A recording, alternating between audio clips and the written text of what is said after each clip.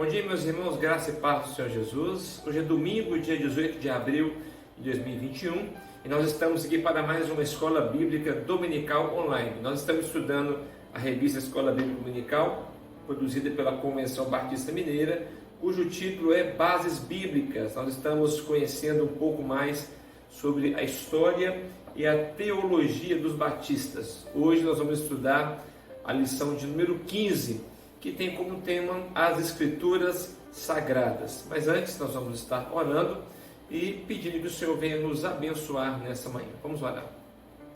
Senhor, muito obrigado por mais uma manhã na Tua presença. Abençoe o estudo dessa manhã, que o Teu nome venha ser exaltado e glorificado, que possamos aprender mais de Ti, que o Teu Santo Espírito venha nos iluminar e nos capacitar, ó Deus, para absorver aquilo que o Senhor tem a falar aos nossos corações. Mais uma vez eu te peço, ó Deus, glorifica o Teu nome através desse estudo. Oramos em nome de Jesus. Amém.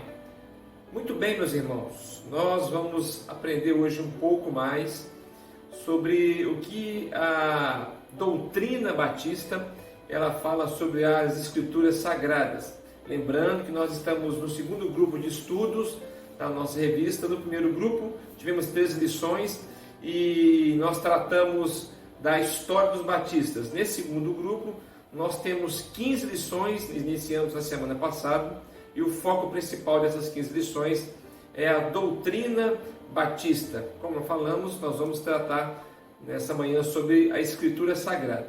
O objetivo do nosso estudo desta manhã é compreender a Bíblia como palavra de Deus, entender a sua inspiração, e também entender por que os batistas têm a Bíblia como regra de fé e prática. O primeiro ponto da nossa lição é a Bíblia, a palavra de Deus. A palavra Bíblia, ela vem do grego e significa rolo ou livros. A Bíblia é uma coleção de textos sagrados para o cristianismo. Nós temos a Bíblia como sagrada, como a nossa bússola. É considerada a autorrevelação escrita de Deus, onde Ele se fez conhecer e proporciona ao homem entender o seu propósito eterno. A Bíblia ela foi registrada por 40 escritores. A lição diz autor, mas eu prefiro o tema escritor, porque na minha opinião o autor é o próprio Deus. Então a Bíblia ela foi registrada por 40 escritores ao longo de aproximadamente 1500 anos. Está dividida em duas partes, como nós conhecemos: o Antigo Testamento, que foi escrito entre os anos 1500 e 450 a.C., e o Novo Testamento, escrito entre os anos 45 e 90 depois de Cristo. A palavra testamento significa pacto ou acordo celebrado entre duas partes. E por isso, a melhor tradução para o testamento seria, então, aliança. Portanto, na Bíblia, nós temos a antiga aliança, celebrado entre Deus e Israel, e a nova aliança, celebrado entre Deus e os cristãos. Mas, tanto no Antigo Testamento como no Novo Testamento, nós somos a Igreja do Senhor. Nos livros do Antigo Testamento, encontramos todas as profecias referentes à vinda do Messias. Se você pegar de Gênesis até o profeta Malaquias, nós vamos encontrar ali profecias que se referem à vinda do Messias, ao Salvador do mundo, ao Rei dos Reis, o Senhor dos Senhores. Já no Novo Testamento, encontramos o cumprimento dessa profecia. Por exemplo, na biografia de Jesus, ou nas biografias de Jesus, Mateus, Marcos, Lucas e João, vai tratar ali do nascimento e do ministério de Jesus. Então, no Novo Testamento, nós encontramos esse cumprimento dessa profecia. No Antigo Testamento, era a promessa da vinda. No Novo Testamento, é o cumprimento dessa promessa. Jesus veio. E o Novo Testamento também registra a profecia dizendo que o nosso Salvador, ele vai voltar para buscar a sua igreja. Ou seja, Cristo é um tema central da palavra de Deus desde Gênesis até Apocalipse. O Senhor está presente em toda a Bíblia. Toda a Bíblia se resume no Senhor Jesus. Em relação à inspiração da Escritura, que é o segundo ponto dessa lição, a palavra inspiração ela é usada 2 vezes em toda a Bíblia.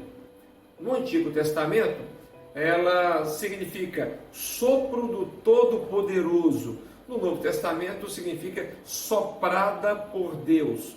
2 passagens no Novo Testamento a respeito da inspiração podem nos ajudar a melhor entender este significado. Nós vamos ler nesse instante a segunda carta do apóstolo Paulo a Timóteo, no capítulo 3, versículo 16, que é um texto conhecido, e também a segunda carta do apóstolo Pedro, no capítulo 1, versículo 21. Vamos ler primeiro o texto de Timóteo, segunda a Timóteo, no capítulo 3, versículo 16. Vamos ler o 17 também. 2 Timóteo 3, 16 e 17, diz assim a palavra do Senhor: toda a Escritura é inspirada por Deus e útil para o ensino, para a repreensão, para a correção, para a educação da justiça, a fim de que o servo de Deus seja perfeito e perfeitamente habilitado para toda boa obra. Agora, 2 Pedro, capítulo 1, versículo de número 21, que diz o seguinte: porque nunca jamais qualquer profecia foi dada por vontade humana. Entretanto, homens falaram da parte de Deus, movidos por Deus. No texto de 2 Pedro fica claro aqui o Senhor dizendo que homens falaram da parte de Deus, movidos por Deus. Em 2 Timóteo, quando Paulo escreve a Timóteo, ele diz que a palavra de Deus é completamente inspirada por ele, ou seja, veio do próprio Deus, não é uma invenção humana. Então, observando esses 2 textos, nós podemos então concluir que a inspiração da palavra de Deus significa homens movidos pelo Espírito Santo escreveram palavras sopradas por Deus, as quais são fonte de autoridade para a fé e para a prática cristã. A inspiração bíblica possui 3 elementos: casualidade divina, isto é, Deus, o causador original; mediação profética, os homens de Deus que serviram de instrumentos; e autoridade escrita, as Sagradas Escrituras são o produto final. Produto final de quê? De Deus, o causador, e dos homens que foram inspirados por Deus. O terceiro ponto da lição vai tratar a Bíblia como a nossa única regra de fé e prática. É importante salientar que apenas as Escrituras Sagradas devem ser aceitas pelo cristão como texto definitivo para reger a sua vida e a sua moral.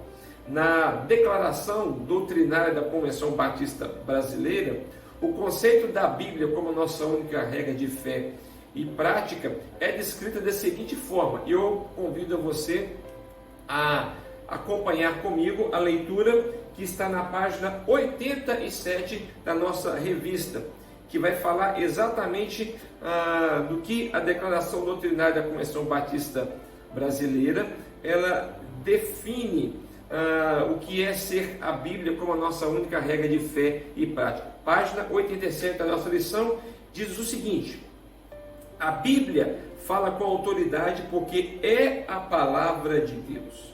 É a suprema regra de fé e prática porque é testemunha fidedigna e inspirada dos atos maravilhosos de Deus através da revelação de si mesmo e da redenção, sendo tudo patenteado na vida, nos ensinamentos e na obra salvadora de Jesus Cristo. As Escrituras revelam a mente de Cristo e ensinam o significado do seu domínio. Na sua singular e una revelação da vontade divina para a humanidade, a Bíblia é a autoridade final que atrai as pessoas a Cristo e as guia em todas as questões de fé cristã e dever moral. O indivíduo tem que aceitar a responsabilidade de estudar a Bíblia com a mente aberta e com atitude reverente, procurando o significado de sua mensagem através de pesquisa e oração, orientando a vida debaixo de sua disciplina e instrução. A Bíblia, como revelação inspirada da vontade divina, cumprida e completada na vida e nos ensinamentos de Jesus Cristo, é a nossa regra autorizada de fé e prática. Nós não temos nenhuma dúvida a respeito disso. A Bíblia é a autoridade final. A Bíblia é a revelação escrita da palavra de Deus. E como tal, nós precisamos ser guiados por ela. A Bíblia é a nossa bússola. A Bíblia é o nosso norte. A Bíblia é a nossa regra de fé e prática. Não precisamos mais ir a profetas. Não precisamos mais misturar com misticismos, com encantadores, porque tudo que nós precisamos em todos os aspectos da nossa vida, seja a nossa vida moral, a nossa vida secular, a nossa vida familiar, conjugal, espiritual, tudo nós encontramos na Bíblia, que é a palavra de Deus. Os batistas creem também no livre exame e na livre interpretação das Escrituras. Mas o que significa livre exame e livre interpretação das Escrituras? Livre exame. Se a Bíblia sendo a palavra de Deus, se a Bíblia é a palavra de Deus, escrita para instrução e encorajamento do povo de Deus, todo cristão, então, tem o direito e o dever de estudá-la. Sendo a Bíblia a palavra de Deus, nós como cristãos, nós temos o direito e o dever de estudar essa palavra.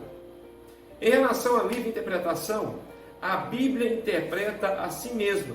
Desse modo, um ponto confuso ou obscuro do texto deve ser aclarado por outros textos que falam sobre o mesmo assunto. Isto é, se existe algum texto de difícil compreensão, a própria Bíblia vai interpretar esse texto com outros textos da palavra de Deus.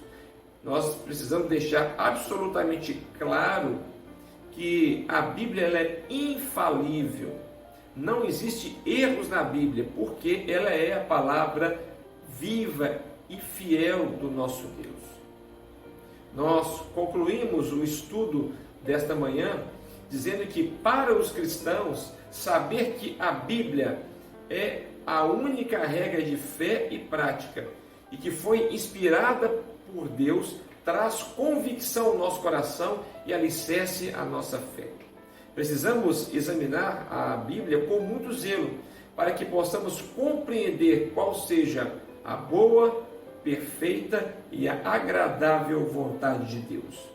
Só vamos descobrir exatamente isso, a boa, perfeita e agradável vontade de Deus, se examinarmos, se estudarmos com zelo, com dedicação à palavra de Deus. Então, ao longo da semana, tire um tempo para ler, tire um tempo para estudar, para aprofundar nas Escrituras Sagradas. Nós temos na quinta-feira o estudo bíblico, que estamos aprendendo sobre escatologia bíblica, que está na palavra de Deus.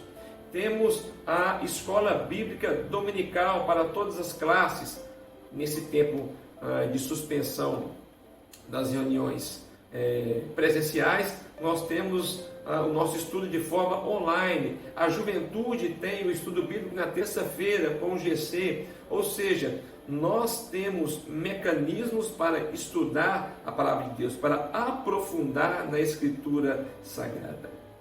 Ela é, como nós aprendemos nessa manhã, a nossa regra de fé e prática. E aprendendo, examinando e interpretando corretamente, nós de forma alguma seremos enganados pelos ventos de doutrinas que têm surgido nessa última hora. Amém. Que Deus possa abençoar você, que você possa aprofundar nessa palavra e que, de fato, possamos ter uma intimidade com Deus através da sua palavra. Daqui a pouco, às 10 horas, nós estaremos juntos mais uma vez para celebrar o nosso Senhor no culto online. Que Deus abençoe você, que Deus abençoe a sua casa. Fiquemos todos na graça e na paz do Senhor Jesus.